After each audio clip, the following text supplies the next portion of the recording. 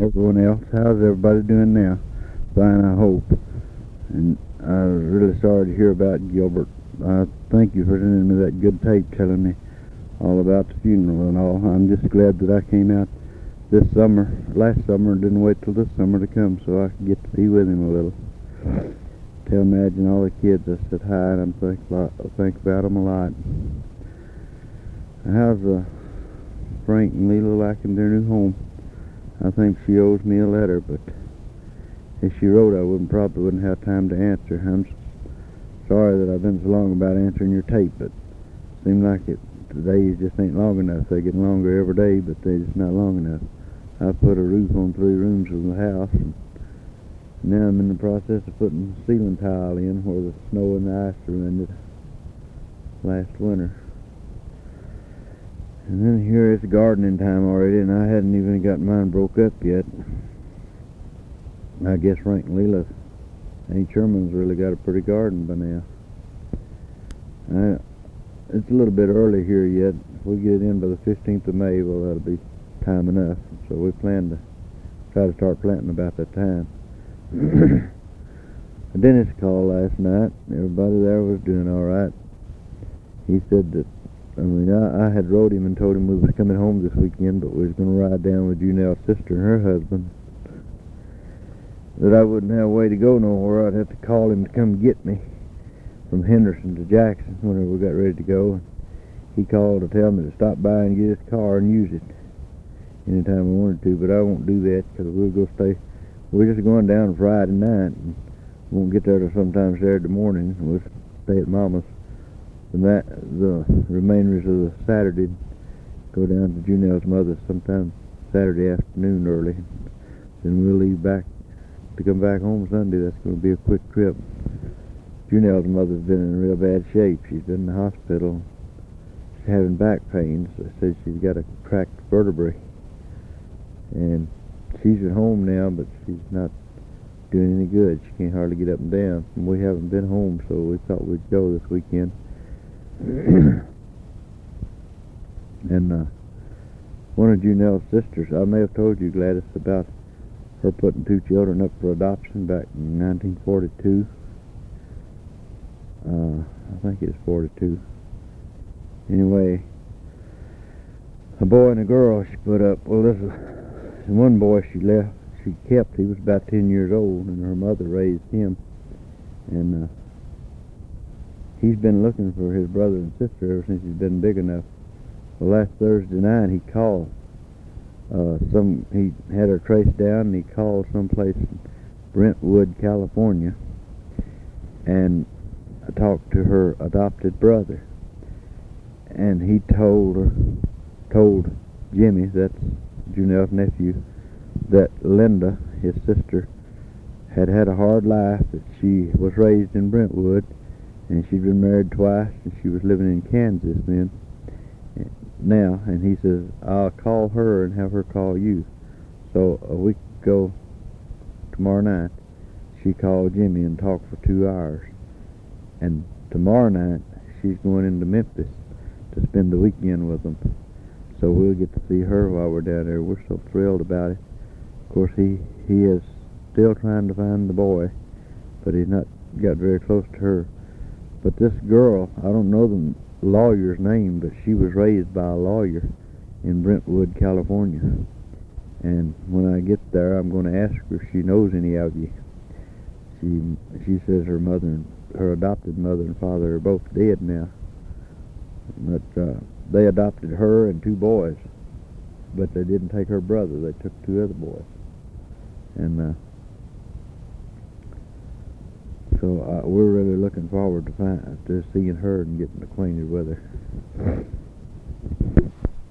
Dale hasn't called in about 2 weeks. It's about time for him to call again, but he won't call tonight because this is Wednesday night, and he knows we always go to church. But I didn't go tonight. I'm on a new job, and I'm standing, breaking in on it. And I was just tired. I didn't feel like going. Debbie and Junelle and Sean went, and I stayed home. I was asleep when they left, but I woke up and thought I'd cut you a tape. I know I can't think of nothing to say for 30 minutes. So tired I can hardly think. I had a letter from Pearl the other day. I had sent her one of those little pictures of Grandma and Grandpa Fullington. And I sent her Oler's address. Ain't Oler's Oler.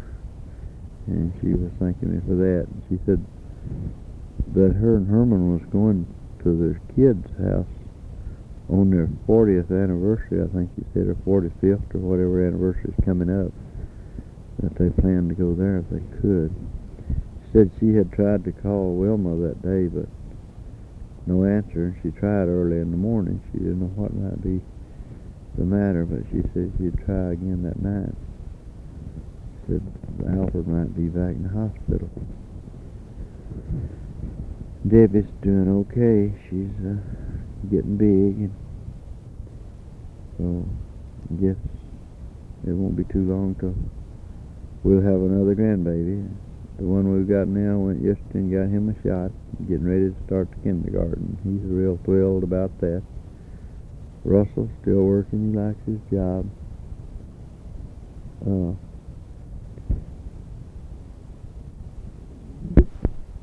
And of course Janelle's still working. She's working 6 days a week all day long. She's supposed to get off on Thursday at noon and on Saturday at noon, but she's not taking off like she should. She's the other trained bookkeeper that knows what's going on down there. She's having so much trouble she had to have a hysterectomy, and then last week she had breast surgery. She had knots in her breast. So she was supposed to come back to work yesterday, but her mother had to go in the hospital for surgery, so they don't know when she'll be back. There's one woman there that used to be a bookkeeper, but she's in another department now. And she's on vacation, and she told Janelle that she would come in Saturday.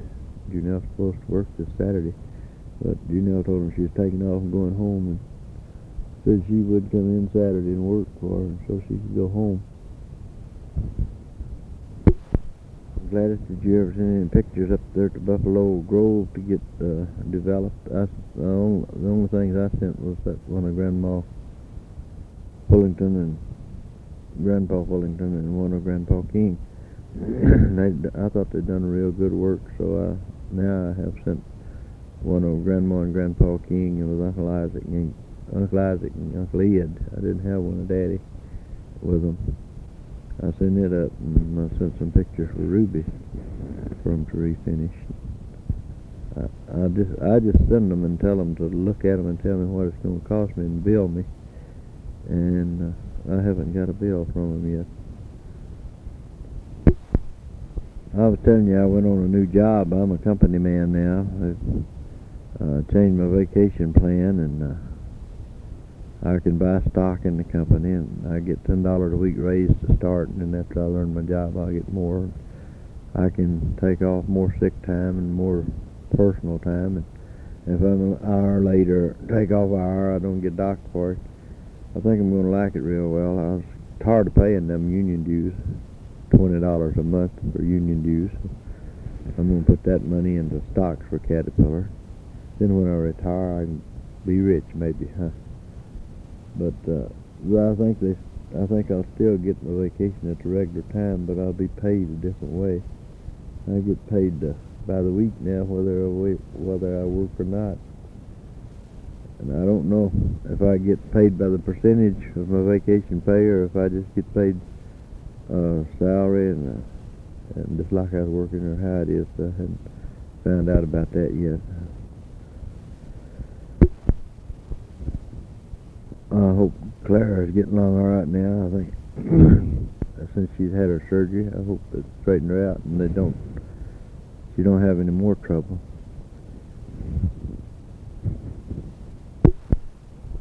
Well, I'm just not in a very talking mood tonight. Can't think of anything to say.